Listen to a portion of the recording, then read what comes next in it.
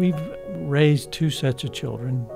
Two were born in our 20s, two in our 40s, so we've had a chance to sort of do a reset. I get asked a lot, what are you doing differently with the second set than you did with the first set? And I always say the same thing. I don't know what you would say, Ann, but I say I'm just making different mistakes. And I'm moving slower. They bring us great joy, but each child is different, and each thing we do as parents is always somewhat experimental. There are no guarantees. I would say one of my big lessons in life is there's not a formula. No, there's not. I do think it's very important that we expose them to poverty. I remember one time we took the boys to serve food at a homeless shelter. Do you remember this? We got there early, helped prepare the food, and the people came through the line. Is this older boys or the The younger boys. Okay. And afterwards we were told to go ahead and get some food and sit with them. So the youngest one, we sat down with some people and started chatting, and he leaned over and whispered, "When are the poor people going to come in?"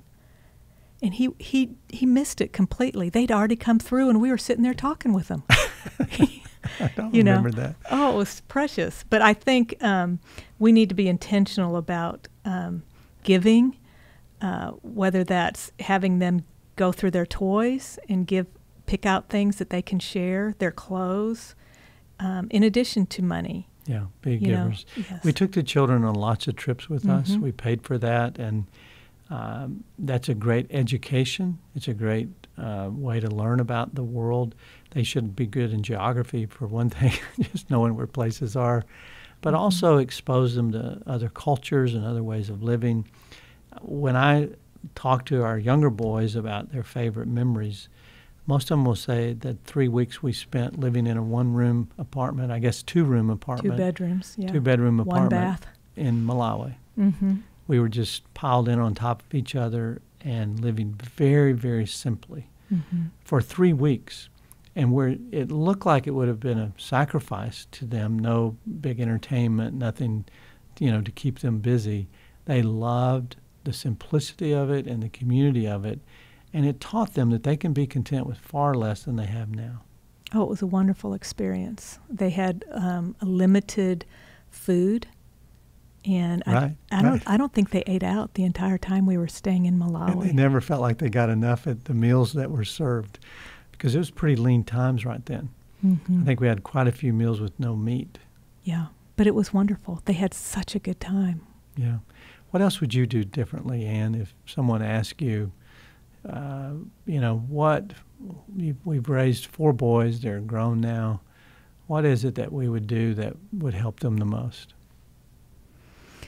I think showing them where money goes. I don't think we spend enough time showing them, okay, this amount of money goes towards food, actually going through a budget with them. I think we could have been much more intentional about teaching them. So for one thing, they'd understand, well, yeah, you can't, that's why we can't buy just everything you want. Yeah, I think, when I think about it, of what you wish you had done differently, you can make a long list. I think there's a lot of guilt in parents today, and a lot of things that they want to relive, and you can't do that. I try to live grateful for what they did learn, and I'm proud of the children. I'm proud that they've made their own way and done well with their finances so far. They've all done really well. We've got a few question marks left, but I would say, teaching them. I would want to teach them to rely on God in the hard times more than I think I was able to express to them. That's what we had to learn to do. And remember the movie Mama's Purse? Is that what it's called? Mama's Bank Account. Mama's Bank Account. That message, I don't think I expressed well enough as the father in our home. But share that story. What the point of that movie? She was in the Depression, and she didn't have any money. Oh, I think she shielded her children. She pretended. Pretended she had an account at the bank. And she always said, well, if we're going to do that, Mama's going to have to go drain my bank account. Yeah. And they would say, no, Mom, we'll work and we'll get that money together. You don't have to do that.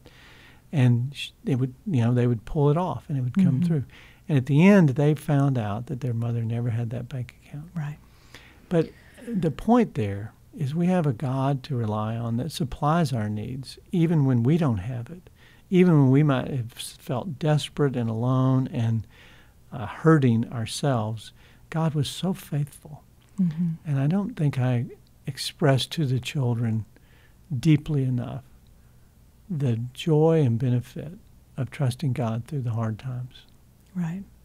And I think one thing I would do differently is instead of buying things for them, that would get tossed in, a toy box, would just have emphasized time together, just having fun. Yeah, experiences. Go to the park and play, go different places, or just play. Well, it reminds me, I got a call from a grandparent. No, we were on our walk, and a grandparent said, hey, Chuck, you know about money. I'm opening an investment account for my grandchildren. Where should I put it? And the light bulb went off for us. What a great idea. What if we'd started that for each of the children, where we were investing and they were matching some investment that was growing over time, where they would be today versus just spending money for nonsense. Yes, they're going to start doing that for each of their grandchildren's birthdays from now on. Instead of buying stuff, they're buying stock. They're buying stock and not stuff. That's a good way to end this, isn't it? Invest in the eternal. Invest in the fact that God takes seriously our stewardship of money and help them to understand that. Do the best you can. Some are going to receive it and some are not. Right. There are no formulas. There's no reason to beat yourself up for the mistakes, and to just rejoice when they do figure out how to do it. And I think, and my estimate is all four of the boys are going to do it better than we did. I hope so. Yeah. I hope they never went to bed at night wishing they had more. I hope they were happy and content with what they had. Well, thanks for sharing all of your knowledge today, Ann. I hope that we've encouraged people. It's so easy to worry about the future, especially when we think about the next generation and all the myriad of challenges that they're going to face. There's a labyrinth of things to worry about in today's world, but the Bible makes it clear just to be faithful with what you want to teach them right now, what's in front of you. Do the best you can as a parent. Love them, be filled with grace. I look back and my regret was just being too legalistic.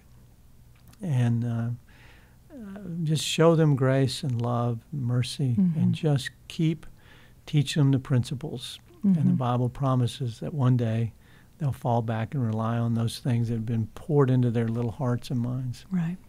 And be willing to say you're sorry. Because we make mistakes. Let them know we're sorry. Over and over and over. Well, thanks for sharing about that today, and I look forward to next time. We're going to talk about creating a unified financial plan, getting on the same page as husband and wife, and setting some financial goals so that you can make real progress. Okay, that's an important one. See you then. All righty.